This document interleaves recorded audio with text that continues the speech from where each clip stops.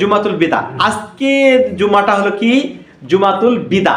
এরপরে রমজানে আর কি জুমা নেই, আছে এটা সর্বশেষ জুমা, জুমাতুল বিদা। এমনি আপনি গরিবের হজ বলা হয় কি জুমার দিনেই গরিবদের হজ, যারা হজ করার সামর্থ্য নাই আল্লাহ রাসূল সাল্লাল্লাহু আলাইহি ওয়াসাল্লাম বলেছেন তারা জুমার নামাজ পড়লে হজের সমতুল্য সওয়াব দান করবেন। সুবহানাল্লাহ।